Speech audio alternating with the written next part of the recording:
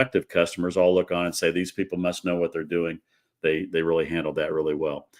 But we didn't want to just be there to help them through a crisis. We worked with an early client of ours who hired us in the early 90s. They were a fast food restaurant chain here in the United States. They were in about 15 states at the time. Today, they are in every state in the union. They've grown that much. But when they first came aboard with us, they were growing fast, and their head of PR came to me and said, "I'm really worried." She goes, I'm concerned that we're not ready, because it just takes one employee at one of those restaurants in the 15 states they were in to make a mistake that could become a problem that affected their entire brand across the country. And so we got in a room, her team and our team got in a room, and we hammered out a process that we eventually called CrisisTrak. And one of our foundations, maybe the most important foundation for creating this process, was to keep it simple. Too often, companies and organizations have 2 or 3 notebooks up on the shelf that say crisis, and nobody ever gets them down to actually look at them. So that's what we did. We created a 5-step process, just down to its simple brass tacks. What do you have to do as an organization? What do you have to have in place so when a crisis hits, you're ready? And that's what CrisisTrak is, and that's what I'm here to talk about today. Absolutely, Mike. We'll talk about that. Let's understand this whole landscape today. Today, it's a very different landscape than, say, 10 years before and earlier to that. How do you anticipate? Earlier, there were newspapers, then there were television channels and all. But then today, every mobile phone is a television channel in itself. You see it. So how do you anticipate and plan for an environment like today? And on top of it, you have the AI, which can prepare everything in seconds. So you wouldn't know even if the crisis is real. How do you then anticipate and then plan for such a scenario? Well, you're exactly right. I mean, the whole world has changed, and in my 40 years of communications, I've seen it all from what some would consider the outdated days of 40 years ago to today. And you're right, we're all journalists now in a sense, because we all can record anything we see, and with a few clicks on the phone, we can have it out on a social media platform immediately. And that presents some real issues, which is why it is even more critical than ever that organizations have a process in place so they know what they're doing. And by the process, I mean, and this is to answer your question, it's using a process like we have out there, CrisisTrak. Who's your crisis team going to be? If you don't have people designated within your organization to be part of your crisis team, that's your first mistake, because now when the crisis hits, you don't even know who's going to handle it. So let's get that team formed and have all the key people in the organization. And if it's a small organization, if it's 5 or 10 people, maybe they're all going to have to weigh in and serve as part of the crisis team. That's fine. If it's more of a larger 25, 50, 100 employees, and that's really who I'm targeting, Jay, is the small and medium-sized organizations, and not just businesses, nonprofits, NGOs, educational institutions. Every organization is going to face a crisis at some point. So have that team ready to go. Now at least we know who to turn to, who's going to be there managing it. Second step is you need to understand all the things that can go wrong. And so to your point, up to this point, there's going to be X number of things that go wrong. We have to be able to anticipate others, and we'll get to that in a minute. But let's go through and create that list. And every time we did this with an organization, Ajay, it was incredible, because let's say you and I are on the crisis team for a company. You're going to bring in your list of things that can go wrong. I'm going to bring in my list. And some of those are going to overlap. We will have some of the same ones, but you're going to have some I never thought of. I'm going to have some you never thought of. And that's going to happen in that room of people. And all of a sudden you have in the room with the big Post-it notes all over the wall, the dozens and dozens of risks that can make that company, can impact that company. And that's when the realization sets in with that organization that, okay, we got to do this. Well, now we understand, we got our team. Now we understand what can go wrong. Third step is, let's take a recent crisis and walk through how you handled it. So from the moment it began to the moment it was considered over. And when we would walk companies through that process, inevitably we would come across things where people weren't doing things at the right time. There were 4 people doing the same thing at once, and so we learn. And now we set that aside, and now we say, okay, let's talk about what we need to do every time a crisis hits. What are the 3, 4, 5, 7 fundamental steps we need to take? Regardless of what type of crisis it is, there are certain things you need to do every time. Let's agree on all those now. All right, now we have that set. 4th step. Now we go back to all of those risks, and we create 3 to 5 key messages for each one. And once we have that, now we know the moment something happens, we have something to say. The 5th step is who's going to be the spokesperson, the everyday spokesperson. Make sure that person is trained and ready to go. And the most important thing for that person is they're able and willing to do it. There's your 5 steps. Team, understand what can go wrong, know what the first few steps are going to be, have a message ready to go, and have that person ready to deliver it.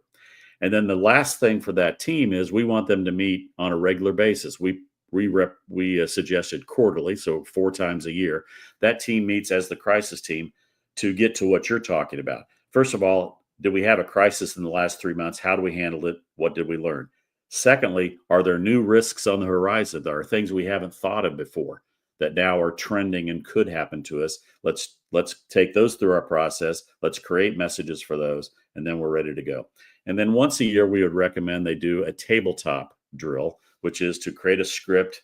Takes about a couple of hours. Let's say take a script and have a crisis occur. 15 minutes later, something happens. 10 minutes later, and put the organization through the steps of a crisis to see how we manage it. That's CrisisTrak, and it's all available at CrisisTrak.com for people to consume and do themselves. It's that simple that organizations can, if they avail themselves of CrisisTrak on CrisisTrak.com, they can do that themselves. Absolutely, absolutely, Mike. So to understand this better, what's the role of a leader here? Because you can make any plans, but finally it's the top boss who has to okay it or not okay it. So every time it will be subjective to the understanding, the bandwidth, and maybe whims and fancies of that person sitting on that chair. How does a brand and organization prepare for even that sort of a personality or personality based response? How do look? Because a lot of times even that same person will have to be the spokesperson at that point in time. We'll talk about the temporary spokesperson trend that has happened recently, started happening, but we'll just want to understand from that point of view that in terms of the topmost leadership. Sure. So the leader of the organization's first role and most important role is to tell the rest of the organization, this is important. We are going to go through this process, and we're going to put a process in place so that we're ready to go. That's the first step. They have to tell everyone this is important. How I like to say it is make it part of your ongoing operations. That's what you need to do. Is make it part of your ongoing. So that's the first step is this is important. We're going to do this. Secondly, the leader needs to appoint the person to lead the crisis team. So it has to be someone that has their full trust and they have their full confidence in the leader, and that person is going to be able to take that team and lead it, and also be able to relay back to the leader of the organization what's going on, how it's happening, and if they have to deliver bad news to the leader and say this is not working well, and the head of the organization says, why don't we try it this way? And the leader of the crisis team may need to say, no, that won't work, and here's why. So it's got to be a person who's got the leadership ability to manage up and down, and that's the second role. The third role of the leader of the organization is to be a spokesperson at critical moments during the crisis. So right out of the chute, we're going to have the CEO or the head of the organization out there saying, this has happened. We are on top of it. We are working through the process we have to make sure we end this as quickly as possible and mitigate the impact it's having on you, whoever you might be. It might be their customers. It might be the public at large. But but the leader has to step out and say, be the first one to establish that this is important to us as an organization. Then they step away and let the ongoing spokesperson handle the day-to-day progress of it. If something big happens, we bring the CEO back in. And then when it's all over, we bring the head of the organization back in to recap everything. This happened. Here's how we handled it. Here's what we put in place to make sure it doesn't happen again. And here's where we're going in the future, and start leading. So that's, to me, those are the basic roles of the head of the organization during a crisis. Absolutely. Now, does your CrisisTrak also talk about, when to actually own your mistake? That yes, we made this mistake, but most of the time it's always, put it under the carpet and let's show a very shiny face to the world. How would you, or had you ever have to recommend this sort of a thing? Organizations are not ready for that. How do you see this part? Because that is one very tricky part on which your response will also depend. Absolutely. Well, I learned, and that's where I consider my political years as my grad school, because I learned early on in the political environment, you got to own your mistakes as early as possible. Now, there are going to be situations where you can't do it right away because there may be some circumstances that you can't talk about yet. So you can't simply say it's 100% on us. But what you can't do is start blaming other people. So you should never, you may not be able to own it completely right out of the chute, but you shouldn't be saying, well, if it hadn't been for this person or hadn't been for this organization. One of the most famous or infamous crisis situations in the United States in the early 90s was a fast food restaurant chain, not one that we worked with, but that had a horrible experience with E. coli. Some people died. And their first response was to blame their vendor, the person who sold them the beef. And that was their first reaction. And they rightfully so got panned on that. What that organization eventually did very quickly was the board of that organization kicked out the leadership, brought in new leadership, and they started to right the ship. And in fact, the main thing they did was they said, whatever the United States government is telling us we have to do in terms of health issues and management, food management, we're going to do better. We're going to do more than they're asking. Well, that brand is still in existence today because ultimately they got it right. They initially got it wrong, but ultimately got it right. And so you've got to own your mistakes as early as you can, and because the earlier you own up to the mistake, the faster the crisis is going to end. And I can almost guarantee that every time. Absolutely. So, Mike, one recent example, from the astronomer crisis, if we may call it, does it, in present, does it look like to be the trend now that if you have deep pockets, then you can manage everything well. You can bring in a big ad firm in that sense, if I may call that. You can bring in a temporary spokesperson of that stature during the astronomer crisis. Couldn't they have thought any other way? Or is this the future of crisis communications? How do you see that part? A lot of firms must be looking at it. Means whenever the problem comes, bring in a temporary spokesperson. You don't own anything. You don't have to explain everything. Tell them you are busy in your business. The rest will be taken care of because it will die down. Because there are things working also in the background. How do you see that? Well, I don't think that's the right way to do it. To basically, again, it's almost like blaming someone else out of the chute. It's like, I'm not going to take responsibility for this personally. I'm going to have somebody else come in and do all. That's why we talk about the head of the organization has to be a spokesperson at key moments in the crisis. They don't need to be the ongoing spokesperson. We don't need them out there every day, but we need them out there at the beginning, somewhere in the middle when things change drastically for the better or for the worse, and then at the end when it's over. So the only time another party, and of course that party we're talking about is someone who works for that organization. It's not bringing in somebody else. It's not bringing in, as the PR firm, we are rarely the spokesperson for our clients. only on rare occasions would we be the actual spokesperson during a situation. We simply stayed in the background and helped them manage through it because we're not the face of the organization. We are hired by them to help them through it, but we're not certainly not the face of it. So I would never, I don't other than in a political situation. Again, I used my political experience. I was, as press secretary, I was the day-to-day spokesperson. So yes, I got quoted. Reporters asked me questions. But for the big events, I mean, we got the governor out there, and once a week he would have a news conference. So his available, and he was very open and available to the press all the time, more than just the weekly news conference. But that's kind of the example, and where you use the head of the organization. In this case, it was the governor at key moments, and then I would handle the day-to-day stuff. That's okay. But in terms of a crisis, it's got to be people that are tied to the organization that are speaking for it. Or do you think, even political people will also learn, get inspired from this and bring in the temporary so-called governor or temporary spokesperson, and then let them handle all the dirty stuff, and I will come with all my, very clean face. How does that look like? Who learns from where? Do brands learn from political leaders, or political leaders learn from brands, especially in this arena? I think that's an interesting conversation. Could be a whole nother show.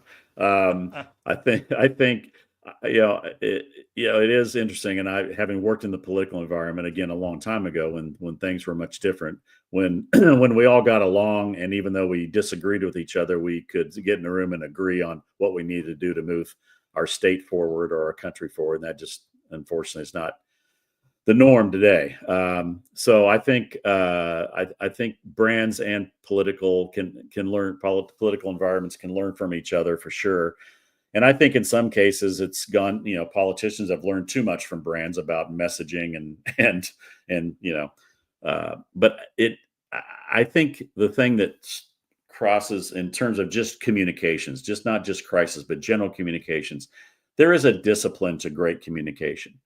So some people would look on and say, well, all I hear you is saying the same thing over and over and over again. Well, that's true. That's because I want you to understand the importance of this.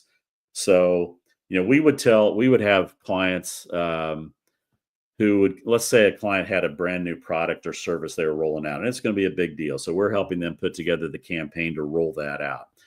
Many times in working through the process, we would have to convince them that even though their product may have 12 great things it does, if you go out and talk about all 12 things, people aren't going to be able to. People don't want to hear about 12 things. So what are the two most important or three most important attributes of this? Let's get out there and focus in on what the best attributes are. And once you get people in the door and they're listening to you, then you can tell them by the way, it also does this, this, and this. But to come out and just talk about here's the 14 things it does, it's a diffused message and you can't get it through. So there is something positive, I believe, as a communicator in being focused, in being disciplined in what you're saying, and stick to it. Because one of the other things I learned in politics that I took into the PR firm was understanding that just because we've been talking about something for a month, we may have a brand new audience over here that's never heard our message. So yeah, you need to say the same thing over and over again because these people have never heard it.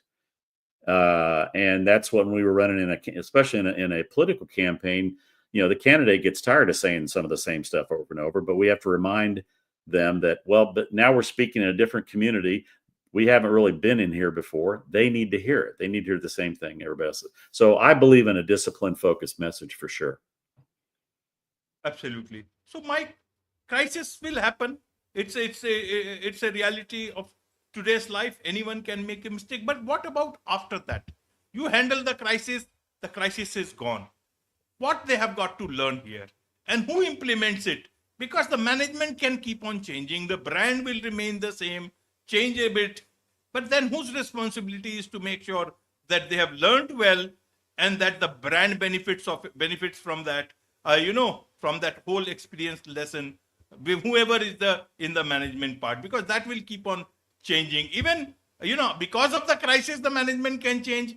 And even after the crisis, the management can change, or even, much after that also. Well, if they have a process in place, like a CrisisTrak process in place, then that's there forever, regardless of who comes in. This process is in place. This is how we manage crises, and so while players may change, this continues, and we continue to make sure. So when a player in the crisis team leaves, retires, or leaves, takes another job, we have to put somebody in there to replace it. Now they're a member of that team, but we're still going to have the same process in place. So that's important. And I think other than that, I think it's just uh,